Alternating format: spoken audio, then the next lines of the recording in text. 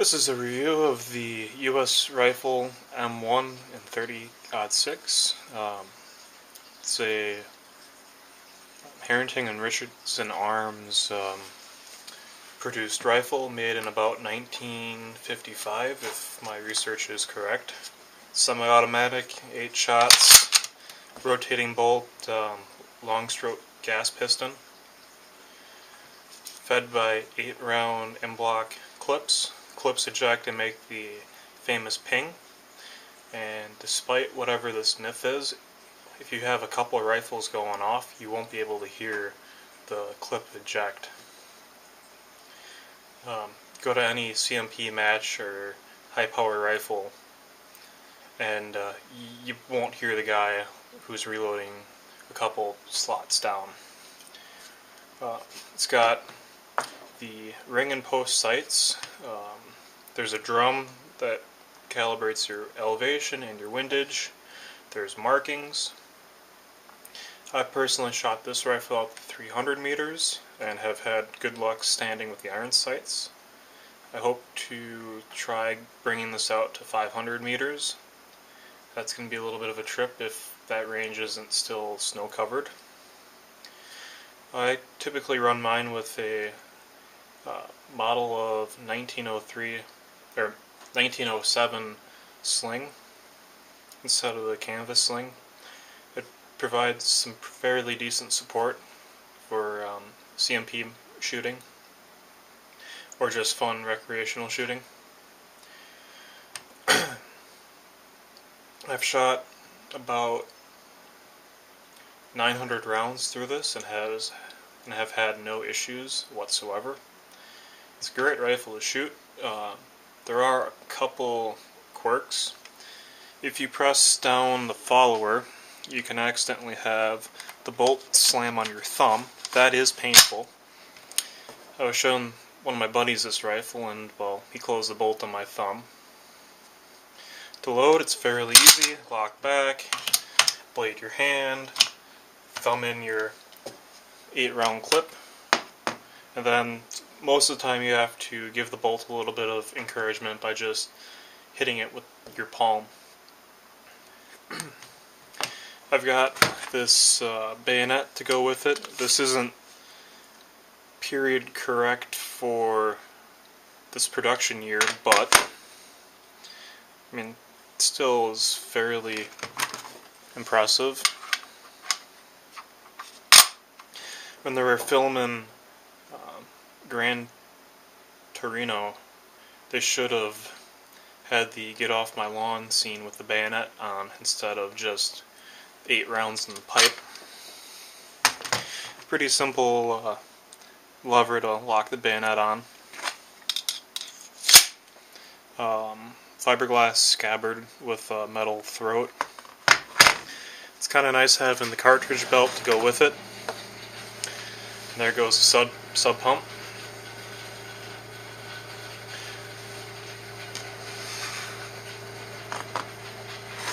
It's fairly easy to disassemble. Take the trigger guard, pull back. Sometimes you gotta grab something because it can be kind of tight. Trigger guard pops out, or the trigger pack assembly pops out. It's just a little latch on the clip. The hammer pack is pretty simple. You got your disconnector here, you've got your sear, you've got your hammer, you've got your safety right here, and that goes in front of the trigger guard. It's actually a really nice safety as far as ease of use. Like if I was grouse hunting and had a shotgun with that type of safety, I think that would be ideal.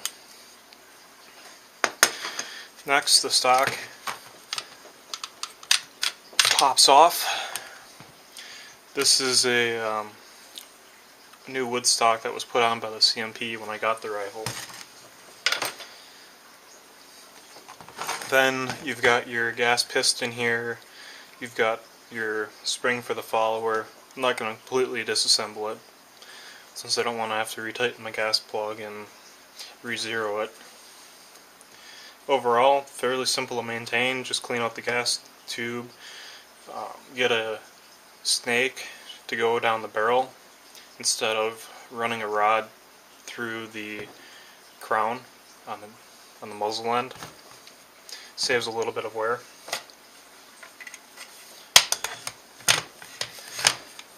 Probably my favorite rifle to shoot. I've got a K31 also, and that's putting a little bit of competitiveness on this, but I almost always take this rifle to the range. It's just that much fun to shoot. Plus, whoever shoots it usually gets a nice giant smile on their face. It's got a storage compartment in the buttstock that's kind of a pain to get out.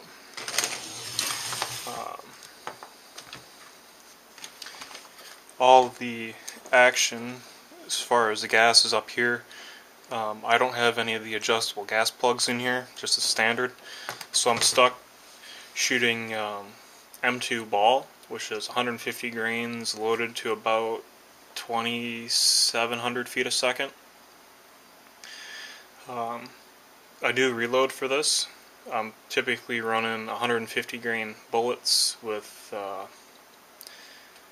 IMR 4064. I'm not going to tell you the exact load.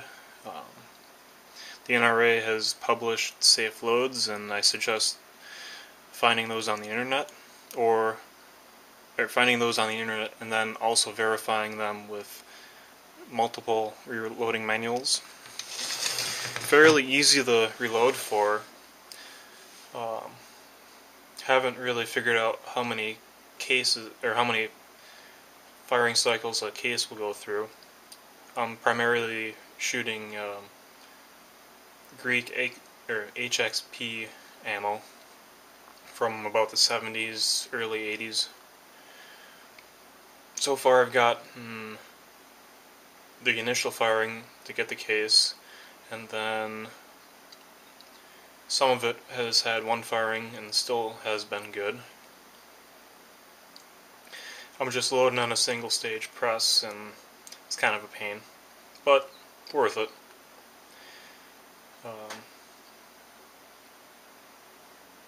I mean, if you reload, you really don't need the gas plug, plus then you can tune the powder load, so you're getting a very economical shot, because I believe when I last bought Greek HXP it was about 50 cents a round. My reloads are running about 50 cents a round as of 2015. If you get one of these, I suggest going through the CMP. It's a civilian marksmanship program. Again, it's a sub pump.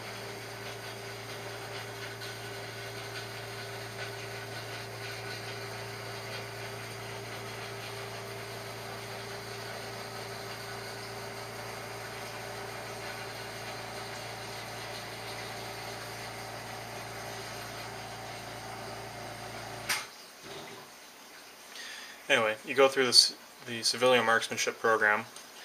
I think this was like a service grade, or yeah, I think a service grade. They'll refinish the stock or put a stock on it, put actions. Like my trigger group is actually a Winchester trigger group. Eventually, I would like to go bring this to the correct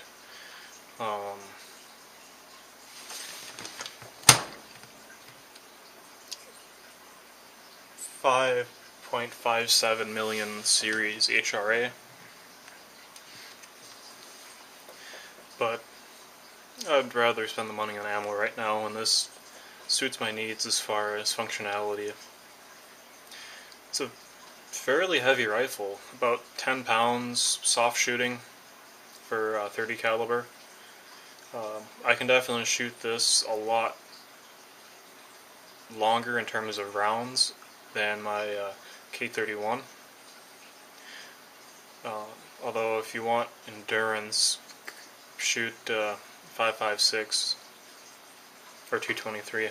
because that basically has little to no recoil as compared to these nice 30-06 rounds. When you get it, I suggest getting a bunch of clips.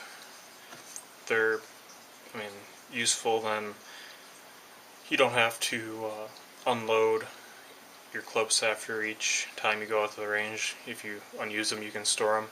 It's just a piece of spring steel. Fairly convenient way to store ammo. You can store them inside a 30 caliber ammo can. They fit the this way, or they fit the narrow width of a can, so you don't have to turn them in any funny way.